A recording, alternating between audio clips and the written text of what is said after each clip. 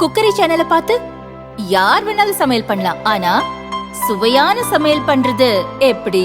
நான் இதயம் நல்லெண்ணெயில சமையல் பண்றேன். ஆஹா ஓஹோன்னு பாராட்டுறாங்க. நீங்களும் இதயம் நல்லெண்ணெயில சமையல் பண்ணுங்க, பாராட்ட வாங்குங்க. தினம் தோறும் வாங்குவே இதயம் இதயம்.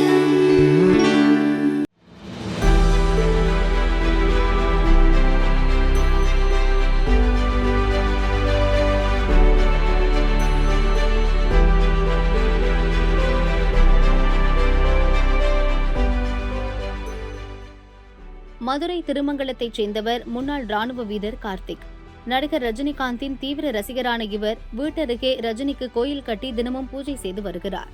நாளை ரஜினியின் 74வது பிறந்த நாள். இதையொட்டி கூடுதலாக 3.5 அடி உயரம் 300 கிலோ எடையுள்ள கருங்கல் சிலையை பிரதிஷ்டை செய்துள்ளார். யாகம் வளர்த்து சிலைக்கு அபிஷேகம் அலங்காரம் செய்து தீபாராதனை காட்டி குடும்பத்துடன் கார்த்தி வழிபட்டார்.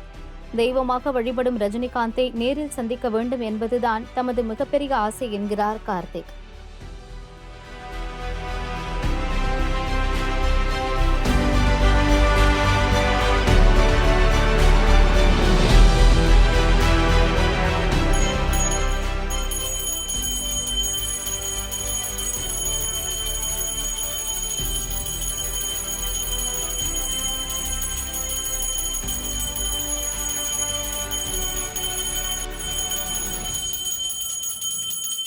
மூன்று அடி 300 கிலோ எடையுள்ள கருங்கல்லால் ஆன உற்சவமூர்த்தி ரஜினிகாந்த் சிலை இன்று அருள்மிகு ஸ்ரீ ரஜினி கோயிலில் பிரதிஷ்டை செய்யப்பட்டது. ஏற்கனவே போன வருடம் பார்த்திங்கன்னா 2023 அக்டோபர் 26 3 அடி 250 கிலோ எடையுள்ள கருங்கல்லால் ஆன மூலவர் ரஜினிகாந்த் சிலை பிரதிஷ்டை செய்யப்பட்டது.